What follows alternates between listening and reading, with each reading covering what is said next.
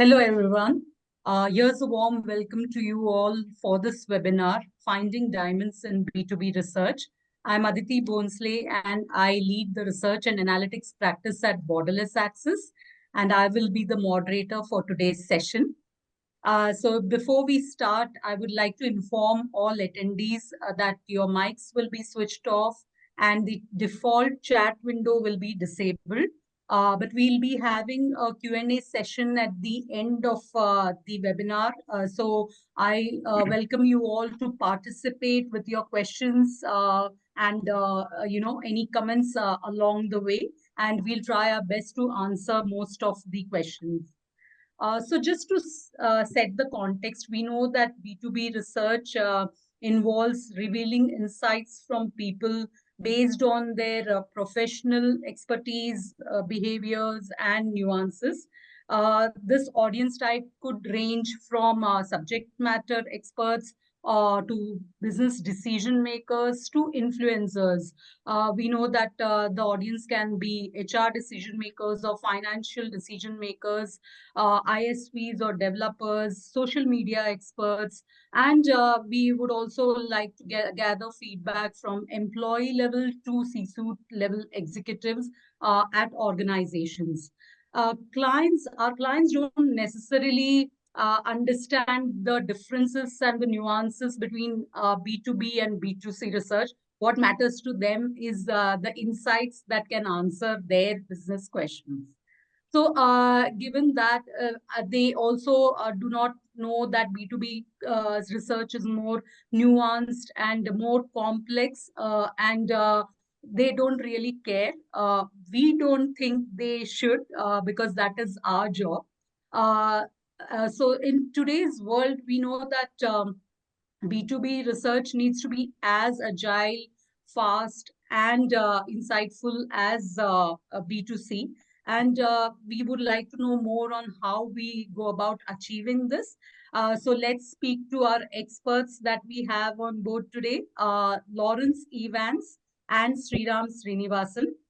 Just to introduce them, Lawrence is the CEO and founder of Reputation Leaders, which is a thought leadership consultancy. He has been spearheading B2B research for the past 2 decades, and 5 of which he's been working closely with Borderless Access. Sriram here is the account director for Europe and Americas for Borderless Access, and he has been managing B2B research campaigns for more than 15 years now.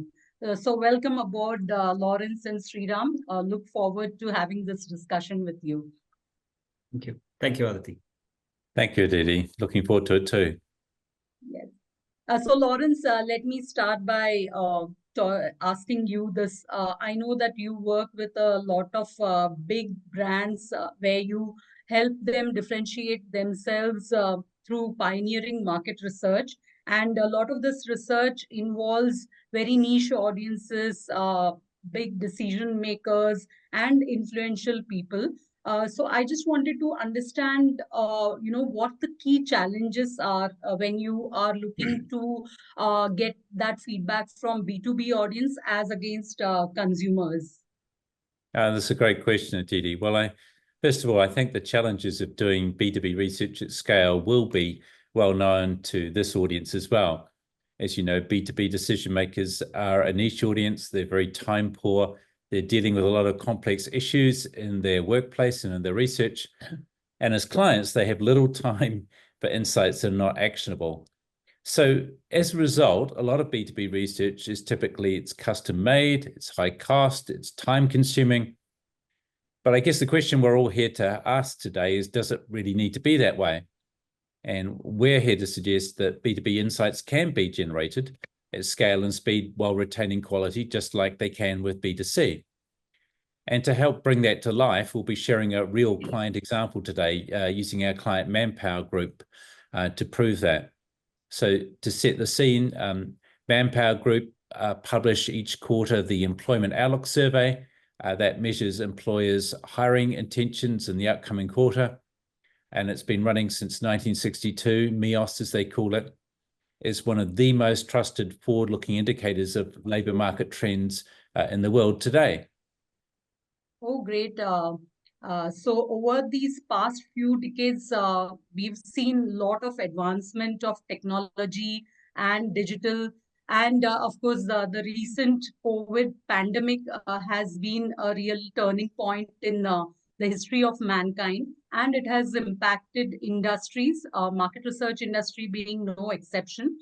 We know that consumer trends have changed, from pre-COVID to post-COVID. We talk of the new normal, as they say.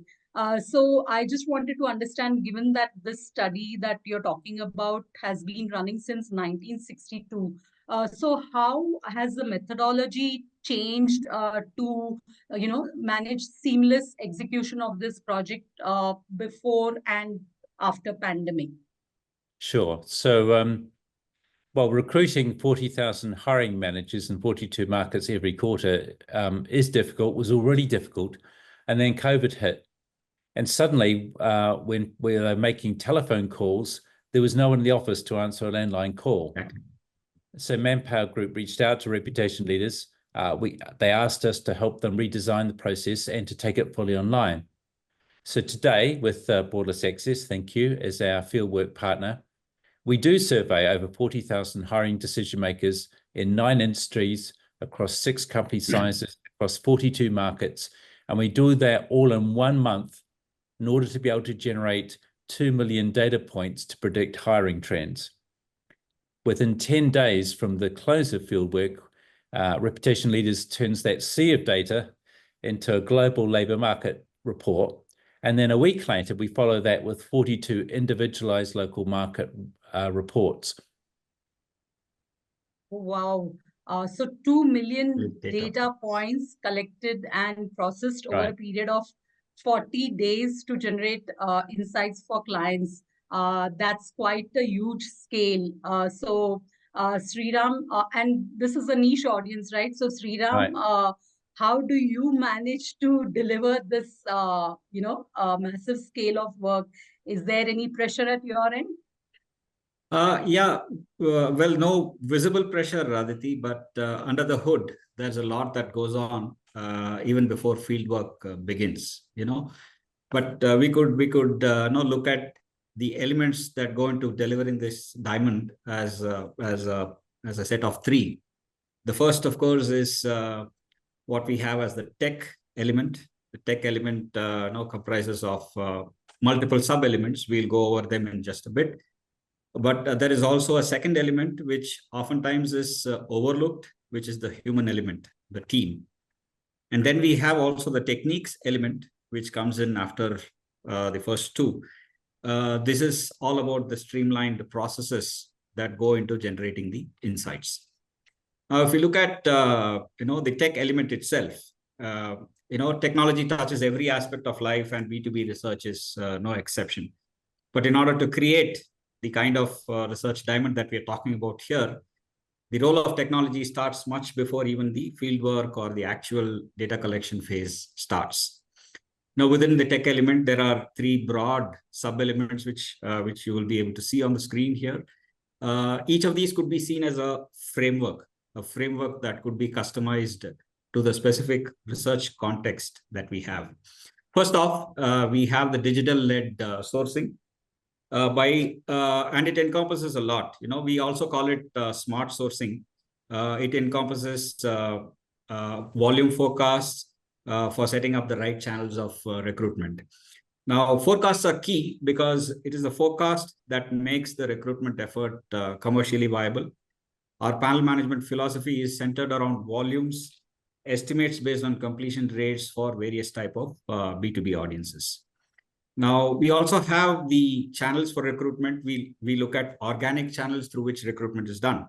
That is key here. And Borderless Access has a team of digital marketing specialists who leverage multiple approaches to recruitment and fulfillment. Now, recruiting from hyper niche audiences, hyper niche channels, Google AdWords, content-driven SEO are some of the underlying approaches that we use for recruitment of niche audiences. If we look at the tech element as the first element in creating a research diamond, the next important element is to understand and predict panelists' behavior. Now, Borderless Access has real-time access to behavioral data of panelists. We have built panels in 14 markets, which represents a balanced mix of emerging as well as developed markets. And this repository of behavioral data helps us build predictive models so as to understand and decipher the answers to questions such as, what is the right time of day to reach our target respondent? What is the right kind of incentive which attracts or which keeps and retains these type of respondents? Now, modeling panelist behavior goes a long way in giving them the experience that they desire. And that's also directly having a correlation with the kind of inputs they give during the campaigns, during the research surveys, which means that when the experience is good, it correlates with high data quality, good data quality. And finally, we also have AI technology, which plays a key role in managing quality at scale when it comes to such large campaigns.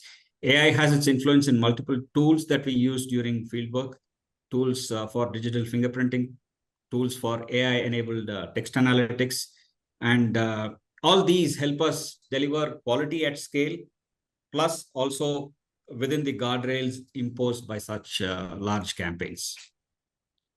Great. And Sriram, before we move on, I just wanted to double click on this point that you made about smart sourcing, which you mentioned was forecasting of volumes and, deploying the channels to recruit those audiences. Right. Given that if we look at the study in consideration where we are looking at HR decision makers, how would you go about recruiting them? Doing smart sourcing for them? Good question.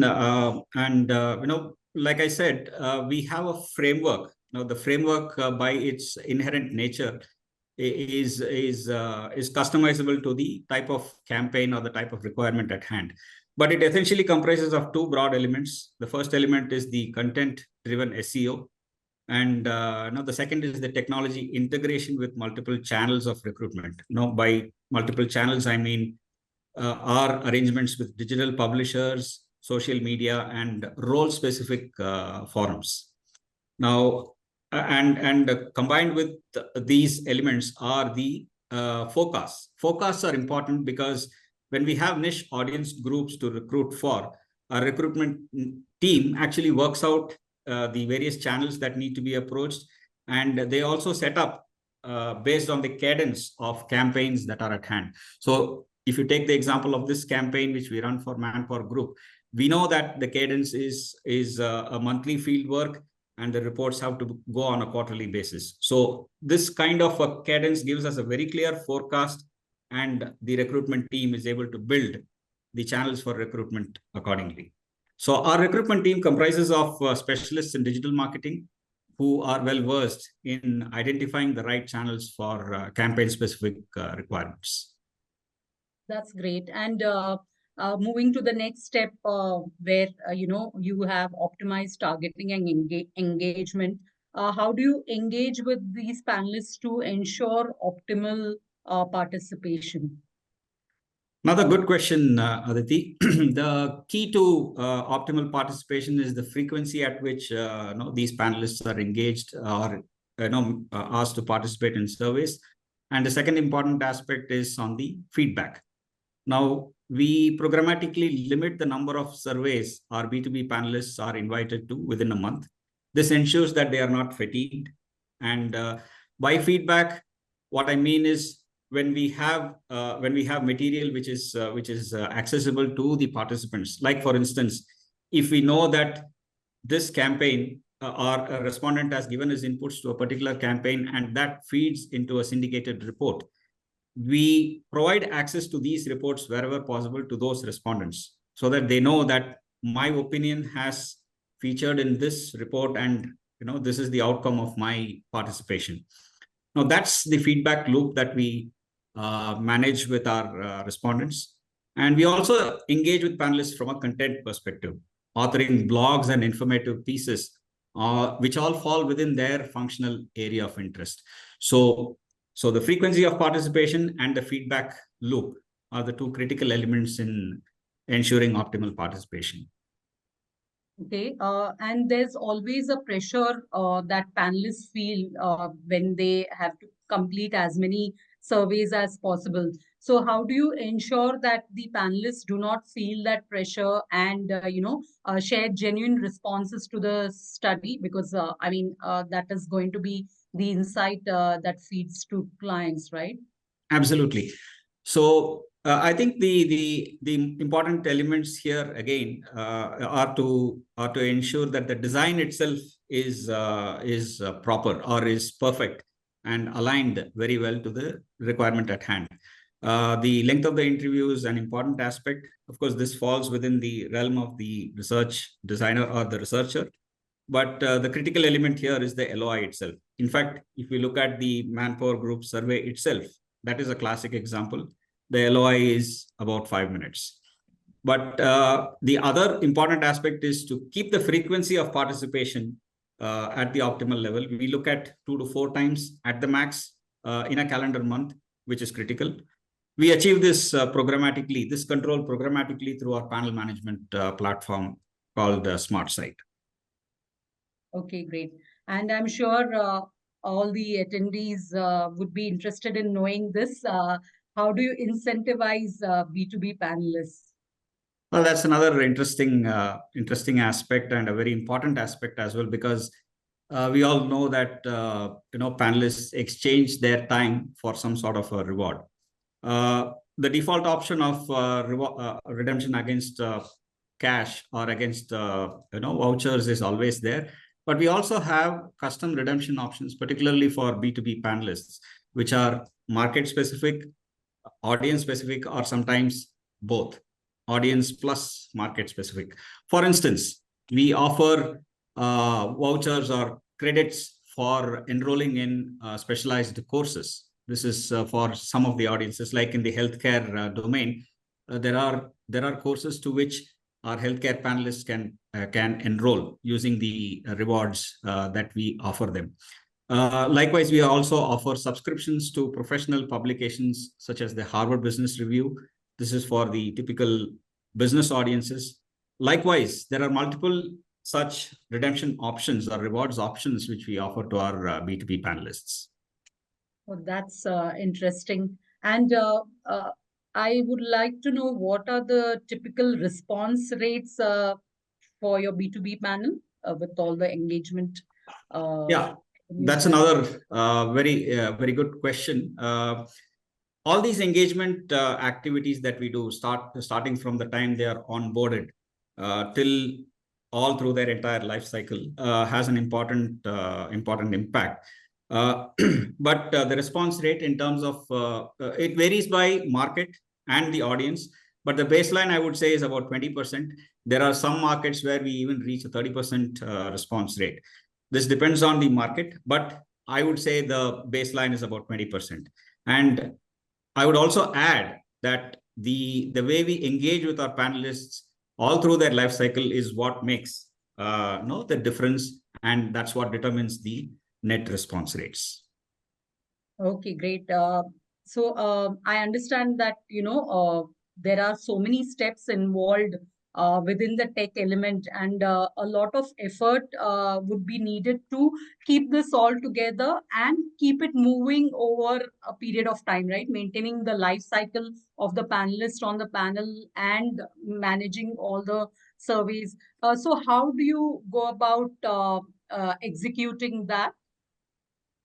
I think this is this is where the second important element in the whole equation comes in, which is the human element or the team. We can see that we have tried to depict that here in the form of an orchestra. When we look at orchestra, what makes a beautiful piece of music? It's all the musical elements and the players playing their part at the right time. In our case, the teams, whether it is the reputation leaders team or the Borderless Access teams, we have stakeholders from reputation leaders sitting across US, across UK, and we have likewise the Borderless Access team sitting in India and multiple other locations. But the glue that holds all these resources together is trust across the chain, starting from Manpower Group, which trusted reputation leaders in coming out with an excellent design, and to reputation leaders trusting all members of the Borderless Access team. We are able to cohesively work together, the result of which is rich insights, which is music to discerning ears. Great. And Lawrence, you mentioned earlier that all this data that is collected by Sriram's team for 42 markets across 40,000 customers, you mentioned that you processed all that within a period of 10 days to deliver insights and trends reports to your clients. What are the steps that you take to manage this seamlessly? Yeah, that's right, Aditi. And as Sriram said, to get insights at scale, you do need great technology and a great team, but I also think you need a great process. So to be able to do this across 42 markets, we started by standardizing a global definition of audiences and also a global definition of industries based on the NAICS, company sizes, etc. And then to those standard definitions, we then added powerful algorithms that are able to do seasonal labor hiring adjustments, turn that into market-ready data points, and then to populate visual dashboards. So very quickly, we get a global picture, but we also use that to engage with local market leaders to understand what's their context in their local market, what are the topical issues around employment and hiring, so we can very quickly go from global angles to local perspectives. Now, obviously, in that process, we use some great tools, and generative AI is one of those. For example, we use generative AI to help with summarizing and improving the communication of insights. But the executive summary, the top level insights are always humanly edited. So I think ultimately we believe that people won't be replaced by AI, but they'll be replaced by people using AI. Use AI. Yeah. That's a great statement, Lawrence. People won't be replaced by AI, but they'll be replaced by people using AI. Thank you for sharing your inputs, and we'll come back to you. Before that, we would like to hear from Mara Stephen, who is the Vice President of Global Insights at Manpower Group. Let's look at what she has to say about all this work that you do. If I think about what is most important for a company like Manpower Group and the survey needs we have, I think it's going to be the relationship we have with our research vendor and the quality of the data that comes back. And as a group that's been working with this team for a good number of years now, we're very fortunate, we're very lucky because we get more than just data.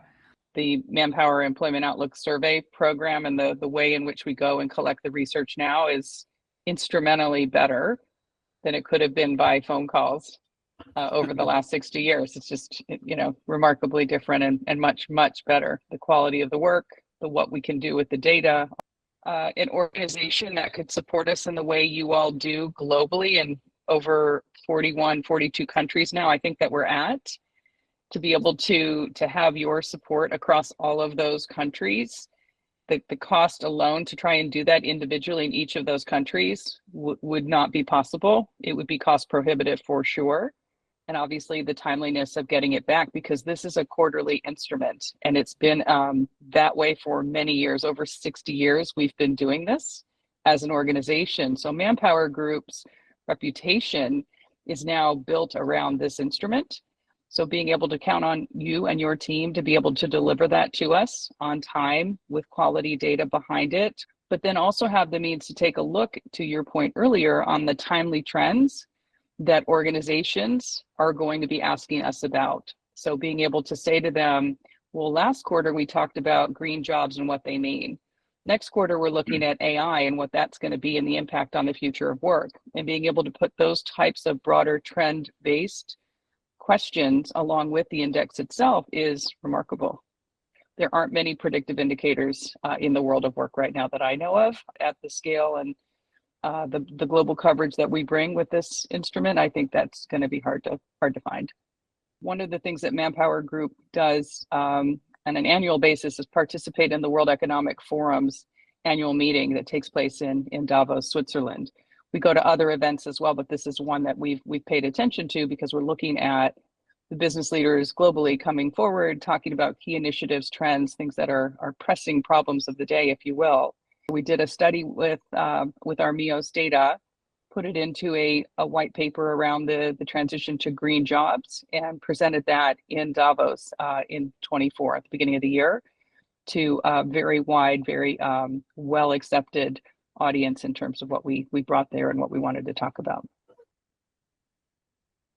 That's great. No greater testimony than where Mara says that Manpower Group's reputation is built around this instrument.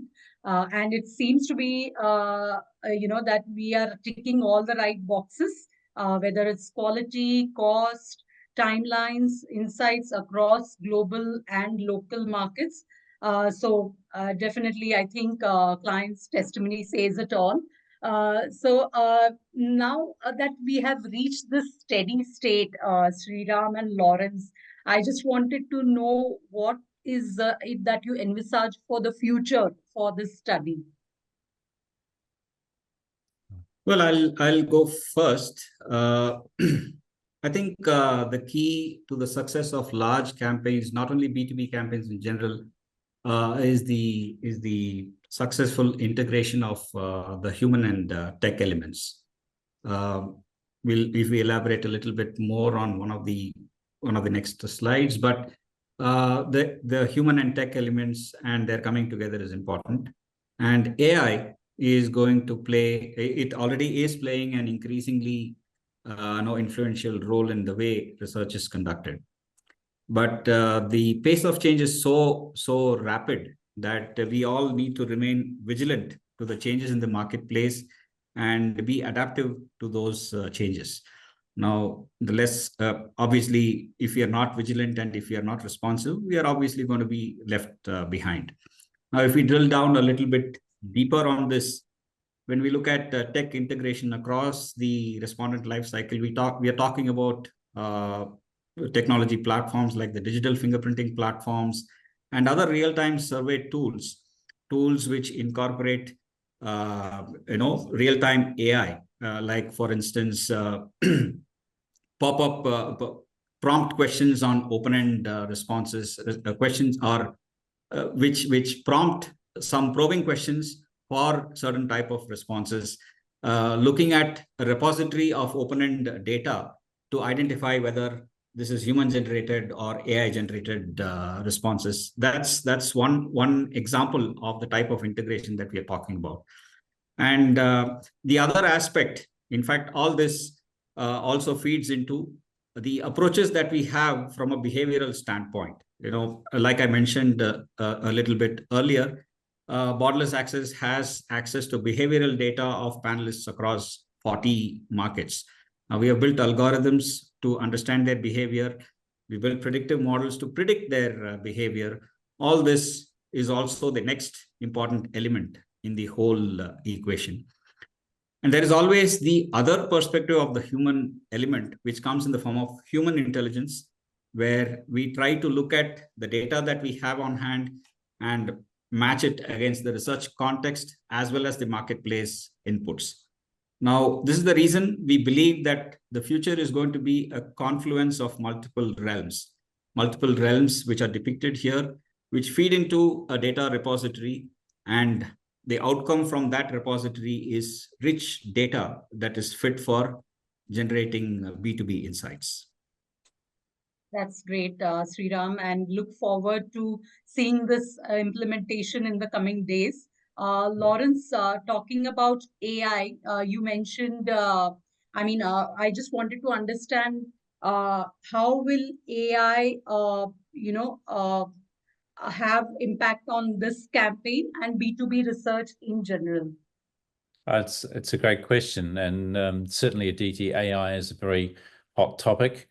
In fact, it's interesting that today's Harvard Business Review, September-October 2024, which is on generative AI, quotes a study of 7,000 professionals in which 95% said they wanted to be trained on AI, but only 5% said that their employers were actually really meeting that need.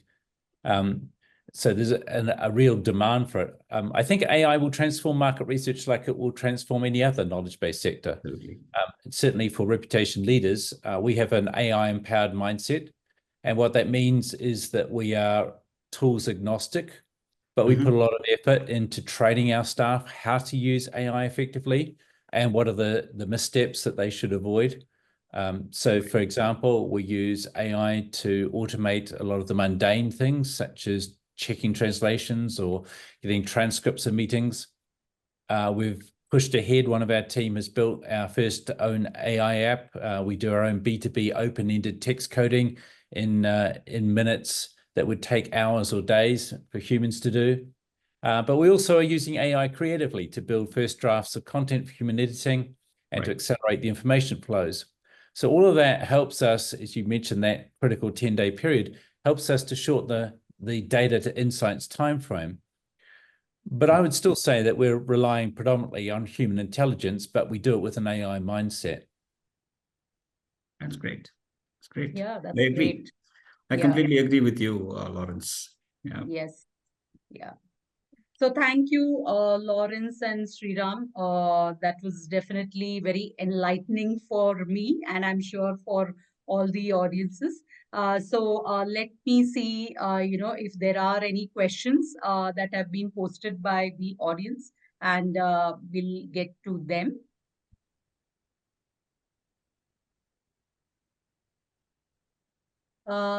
So I believe this question will be for you, Lawrence. How accurate are your recruitment forecasts as assessed from this study when observed against actual trends? Yes, well, that's one of the dangers, of course, of making a very public forecast about labour market trends. Yeah. And, not even the best economists get forecasts right. But we've found that the Manpower Group employment forecasts, they're really the crowdsourced wisdom of many hiring managers across many markets. So when you take it together in aggregate, they do actually appear to anticipate major hiring movements. So we saw with COVID, for example, that there was a tech boom and then there was a bust, and now there's an AI boom. We saw those trends going. We saw trends around fears of recession come and go. But of course, we're forecasting for the quarter ahead, and there's many macro elements that can change in a short period of time. So like geopolitical events or elections or economic news. So forecasting is always somewhat dangerous, but it does help provide information that's used by both business and governments alike. I think the difference now is that the markets are just a lot more volatile and uncertain, which is why it's important that we do this quarterly so that we keep a dynamic rhythm going of our forecasts. But we seem to be having a pretty good success rate. That's great. Moving on to the next question. I believe, Sriram, you can take this. What is the drop-off rate of your panel, and how do you replenish the drop-off? A good question, an interesting one as well. So the drop-off rates basically vary depending on the audience as well as the market, right? So, and I would also say the drop-off rate is also very closely correlating with the type of engagement or the engagement experience of each of these respondents. Now, in our case, I would say the baseline is about 15% in some of the markets, and at the most about 20%. And we replenish them through the same channels of recruitment and other organic channels that we had identified for these channels. See, that's the advantage of setting up these channels beforehand. We know that we have access to these respondents from these channels. So we have the framework already in place to manage the replenishment rates. So, and if you also have a very robust engagement mechanism, we're able to limit the drop-off to a large extent. So to the simple answer, the short answer is about 15% as a baseline, 15 to 20%. It varies by market and by audience. And we use the same channels which we had identified at the time of setting up the campaign for replenishment. Okay, thank you. The next question is, how much of lead time would you require to recruit a very niche audience? Well, I think a 3 to 4 weeks window would be sufficient for a fairly niche audience. I can recall examples of audiences like aviation maintenance professionals who had worked on Airbus type of aircraft. This was one of the audiences for which we had to recruit.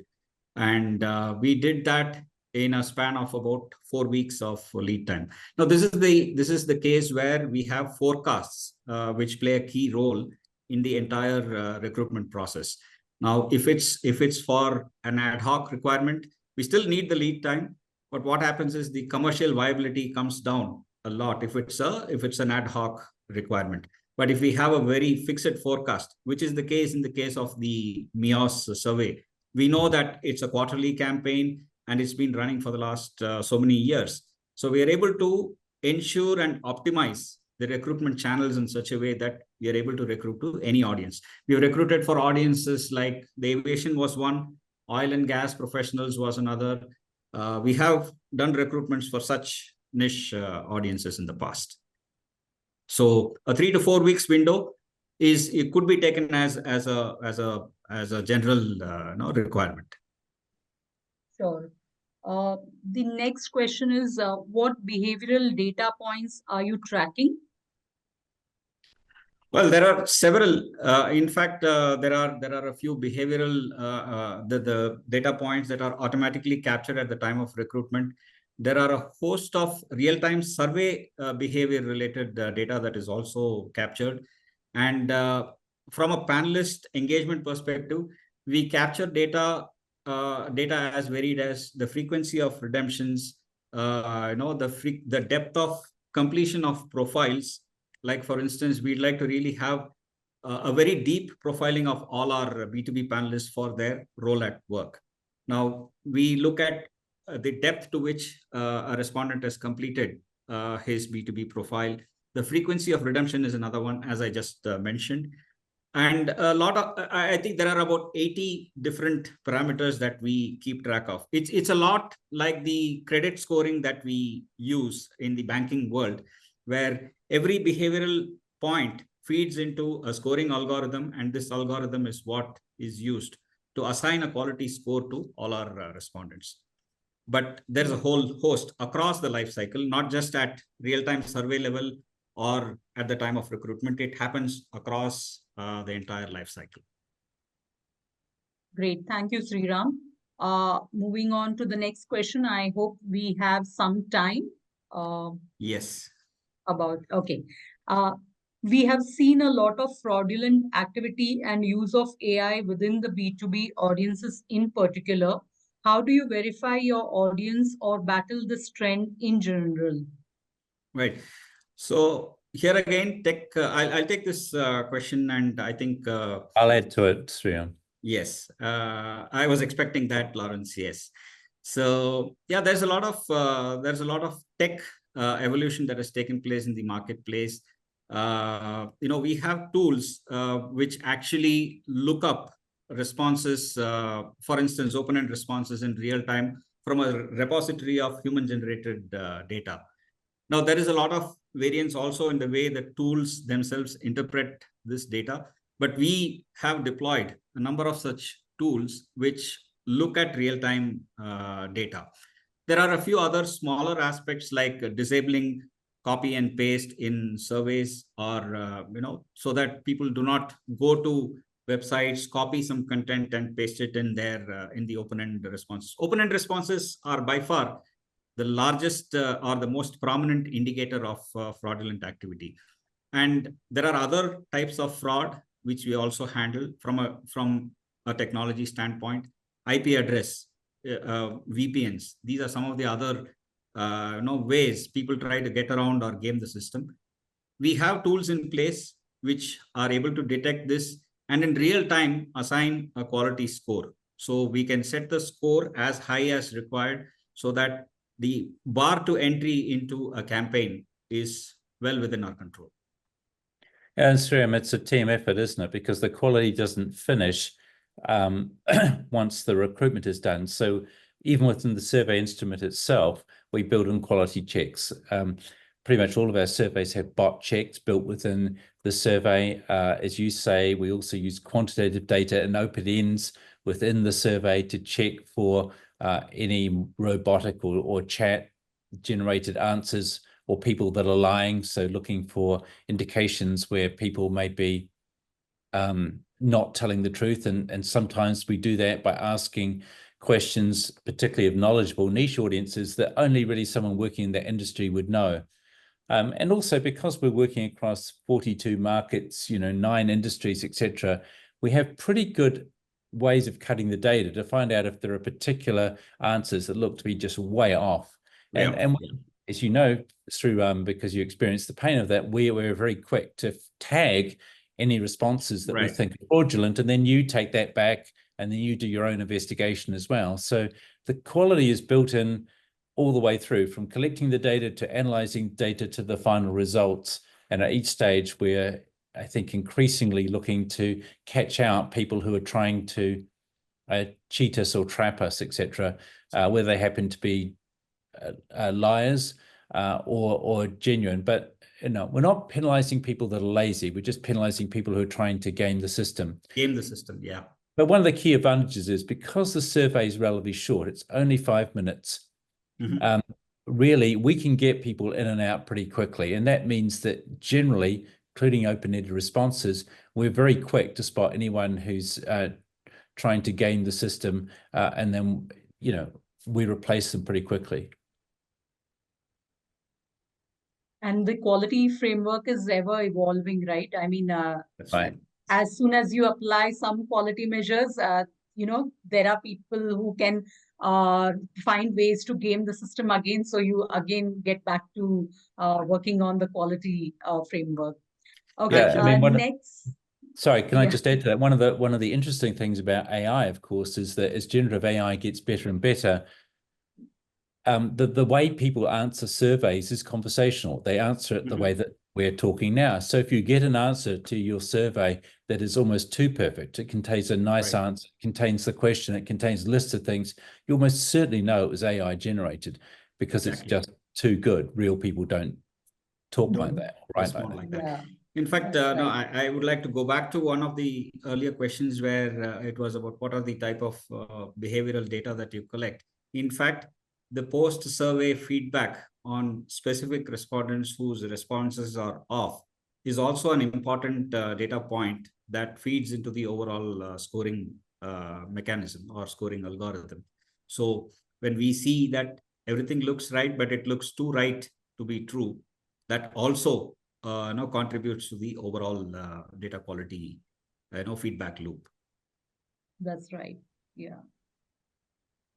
Okay. The next question, what size of company or level of person in a company is this not for? So is this not for or this is for? For. This is not for is what? Oh, I see. So MEOS reaches hiring decision makers across all industries and all company sizes. So it's from companies that are small, medium enterprises, less than 250 employees, to companies that are mid-sized companies from 250 to 1,000 to the very large enterprises. It covers all range of companies. In terms of hiring decision makers, there has to be a criteria that they're actively involved in the process of hiring people. So typically, that is the senior management team. It may, of course, involve the HR team, which is very critical, but largely we're looking at people who make the budget or the operational or the decisions on who gets hired and how they get hired. And that's largely measuring the opinions of senior managers and executives across companies of all sizes. Great. Yeah. So decision makers and influencers of decisions. Well, not just influencers. They can't just recommend someone to be hired. They actually have to be someone who makes a hiring decision. Okay. Great. Thank you. What is the turnaround time from brief, that is start, to finish tables, including recruitment? Right. Interesting question. I think we could take the example of the MEOS campaign itself as a benchmark. So the questionnaire is pretty much standardized. So the brief, I mean, that if we set aside that part, there are two parts to this. There is one part which changes on a quarterly basis. There is a fixed part. The fieldwork window is very, very, very well defined here in this case. It's a 30 days window. There is absolutely no tolerance on that. So the 40,000 completes in 42 markets of hiring decision makers is all collected in a period of 30 days, 1 calendar month. And this cleaned data is what goes to reputation leaders and they run their analysis. I think that's a 10 days, 1 week window. Or Lawrence, you would be able to elaborate more on that. Sure. So, I mean, even within the MEOS, although there's one question that's asked all the time, every quarter, there's 6 new questions that are asked that are related to the topical HR events. So those sets of questions have to be prepared pretty much 40 days before the final results, because they have to be programmed, scripted, everything else. So it's a combination of a very streamlined tracking process with very quarterly specific questions that are asked, and those have to be obviously programmed, translated, checked, and so on. So that process does take some time. There's no rushing the quality of checking all those translations. Let me jump outside of that to say, in a typical B2B process, let's just say you're trying to reach, I don't know, senior C-suite executives or IT decision makers or managers. I mean, normally from the time that we would get a brief, it would be 1 week to agree the brief. We work incredibly fast, as fast as the clients work. So we can design and turn around a survey within a week. Right. Normally it takes 2 to 3 times going back and forth to the client, because it's the client that has the internal sign-off process. So generally, we measure our timeframes from the time that the final survey instrument normally is signed off through to the end of the completion. And normally that requires 3 to 4 weeks for fieldwork and about a week to 10 days on the back end. So typically end to end, to answer your question, probably a 6-week process at its fastest. As Sriram pointed out, if it's a very niche audience, you have to allow more time. Quality aside, money aside, it just takes time to get on people's radar. You have to be patient with it, etc. Yeah, absolutely. You can't rush those. In fact, you get poor quality results if you do try and rush it. So we're very efficient at the brief to survey part and the data to analysis part. Insights, yeah. But the field work really is, as you described, Sriram, earlier, is very dependent upon how niche that audience is. And we have proactively worked together, haven't we, to come up with different strategies reaching audiences. Sometimes we add and sample from clients themselves, if that's appropriate. Sometimes I know you reach out to other panel partners to try and give us a more of a 360 view of those audiences. So you adopt a multi-channel approach, but generally the longest period of that is the field work, but the part that's most uncertain is normally the survey, briefing, and design part, and that relies very closely on working with your client. I completely agree. Lawrence. Yeah. Yes. I think I'll take this last question before we close for the day. Is the typical response rate of 20% ideal for you, or do you hope and plan to increase this? Well, the 20% was the baseline, or the number that was for at the lower end. We obviously would like to have 100% response, or that's never achievable, in the real world. But yeah, I think we have seen responses of even 30% or more in some of the markets. But our constant endeavor is to give the panelist a rich experience all through their tenure with us as a panelist. And the answer is yes, we would like to increase this. We always work towards that.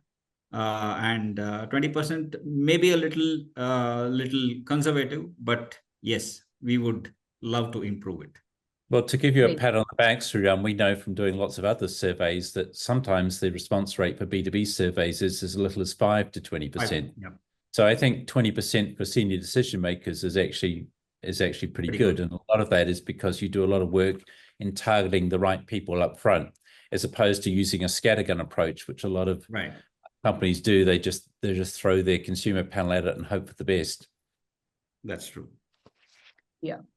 That's So I good. think time's up. It was a great session. Thank you so much, Lawrence and Sriram.